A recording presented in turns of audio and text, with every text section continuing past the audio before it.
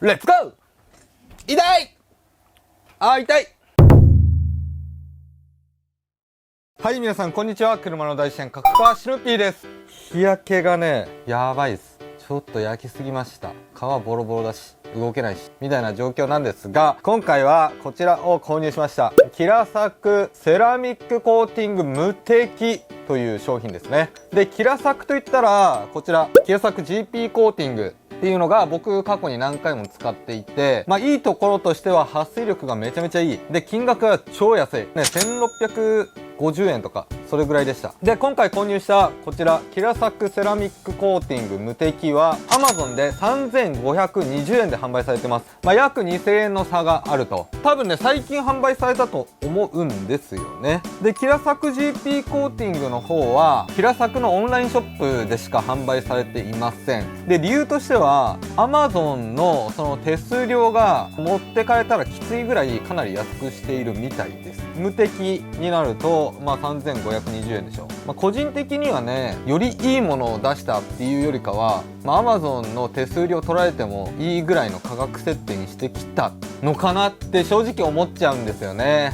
もしかしたらねいいものなのかもしれないんですが、そこら辺ねもうちょっと分かりやすいグラフにしてもらいたい。位置づけっていうのかな。コーティング剤エボとかも EX もあるんですけど、なんだろうね、ちゃんとした位置づけがないっていうか、文章ではなんかツヤがどうのこうのとか GP コーティングで言うと3次元ガラス骨格分子構造とか水性エマルジョンとか書いてあるんですが、よくわかんないですよ正直。使う側としたらこの無敵の、セラミックコーティング、セラミックコーティングも正直響きいいんだけど、どう違うのか具体的にね、こことここに大きな差がありますよとかがなんか明確になっていない。若干ねそのツヤとか水はじきとかは違うのかもしれないんですが、それぐらいであってもっとこう分けてもらいたい。今結構この十字のグラフの中でもなんか中央にこう固まってるような気がするんですよ。じゃなくてこうもう極端にねこう分けてもらいたいなっていうのが僕個人的な意見です。そんなことは置いといて、今回はねこの GP と無敵、どんな違いがあるのか、水はじきとねツヤの方を見ていきたいと思います。で分かるところで言うと、キラサク GP コーティングは特徴が長持ち、無臭、水性、撥水、この4つですね。無敵の方が防汚、撥水、ツヤ光沢、対 UV とのことです。で使い方はねほぼ同じです。で無敵の方はナノセラミック成分がボディの小さな傷を埋めて深みのあるツヤと光沢を与えますと。ナノとかもね最近多いよね。ツヤ感が違うのかな。もっとね具体的っていうかなんかちょっと専門用語がねずらり並べてあってすごそうには見えるんだけど正直ピンときません。なので僕は実際に使ってみて、パッと見の水はじきだったりツヤとか、そこら辺を今回見ていきたいなと思います。でなんかね気になることが出てきたら追ってねちょっと検証をしつつ、一発で終わるではなく、皆さんの意見もね参考にしていろいろ動画を出していきたいなとは思っております。とりあえずねオープニング長くなってもしょうがないので早速外にレッツゴー。はい、そしたら外にやってきました。で今回はこの車で試していこうと思います。でこの間ボンネット磨いたばっかりなので綺麗な状態です。で今軽く洗車をしました。なので水をかけると、撥水はしておりません。一つの塊になってゆっくり水が引いていくような感じです。でここにマスキングテープを貼って右と左で分けて違いを見ていこうと思います。はい、そしたら拭き上げてマスキングテープを貼りました。右側にキラサク GP コーティングを施工していこうかなと思います。今回はボディ面が乾いた状態で施工していきます。でまずはキラサク GP コーティングからいきます。クロスに 2,3 プッシュして塗布していきます。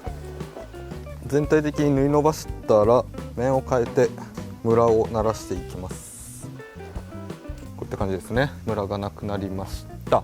一応見る角度を変えて大丈夫なことを確認します。 OK です。そしたら反対側いきます。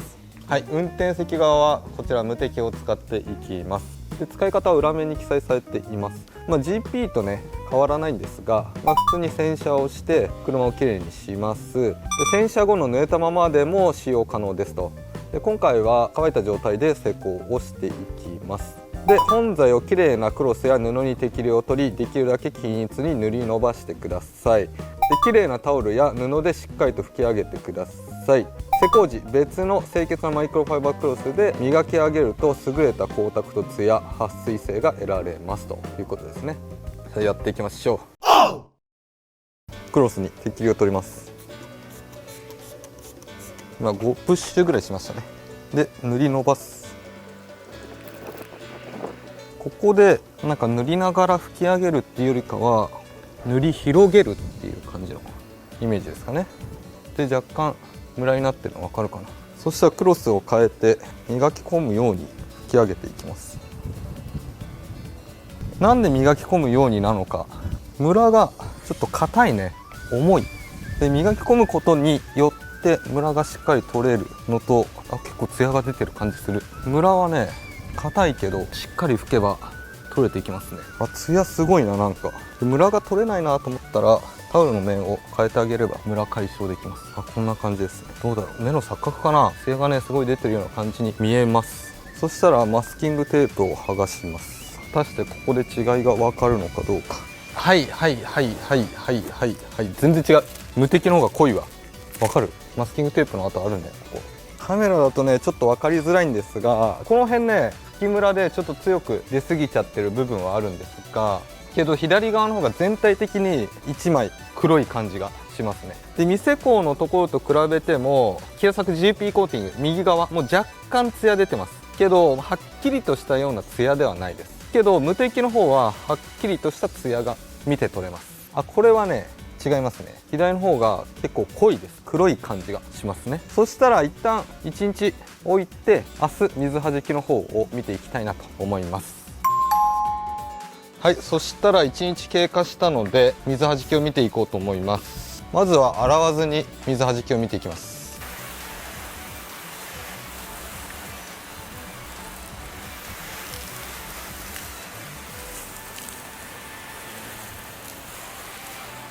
違うね。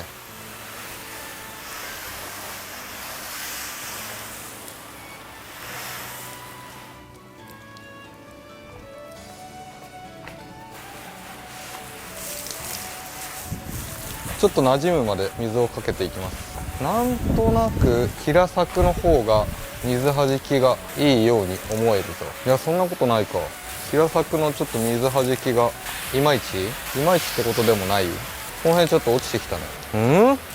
最初すごい良かったのになんかどんどん落ちてきてるような気がするのは僕だけ。ちょっと一回洗ってみます。戻ってきたね。汚れかな。ちょっとしっかりめに洗い流していきます。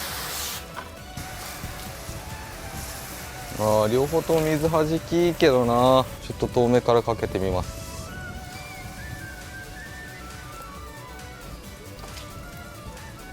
難しいね。やっぱキラサク GP の方が撥水力は良さそうですね。こう水をこういう風にかけた時にこっちの方がちょっとふわーんと引いていく感じあるの分かりますかね。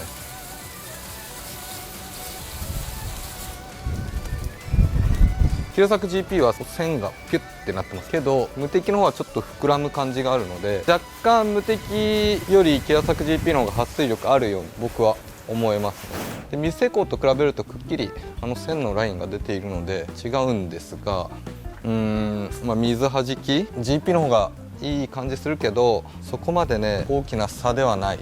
無敵もかなり高撥水かなと思います。そして最後洗った後のツヤと滑り見ておしまいにしようかなと思います。はい、そしたらツヤなんですがどうでしょう。僕が見る限りツヤ出てるなっていう感じはしないです。施工直後は無敵の方かなりツヤ出てたんですが、違いっていうのは今ないのかなと思います。であと滑りですね。マスキングテープとかでやろうかなと思ったんですが、多分これ滑らないです。触った感じ滑りがいい感じはしないんですよ。角度の問題もあるんですが、触った感じつるんっていう感じはもうなくなっております。はい、といった感じで動画の方以上になります。で今回はこちらキラサク GP コーティングとキラサクセラミックコーティング無敵、この2つを使い比べてみました。で今回やったこととしてはツヤ、水はじきあと滑り、あと施工性、その辺をね見てみました。基本的な部分かな。でこの後どんどん追っていろいろ見ていきたいなとは思うんですが、まず、今回やったことの、その比較で言うと、水弾きはキラサク GP の方が若干いいかなとは思いますけど、無敵の方も結構バチバチの撥水です。で施工に関して言えば無敵の方がちょっと重かったですね。けどツヤがしっかり出る。その代わりしっかりめに拭き上げてあげないとムラになっちゃう。であとはツヤは無敵けど、これも施工直後のツヤなんですが、実際ね、洗車をした時にツヤを実感できるんだったらそれはそれでいいのかな。一回洗車しちゃうとツヤはもう落ち着いちゃうかなといった感じですね。であと滑りに関して言えばちょっと洗車後しか見てないんですが、あんま変わらない。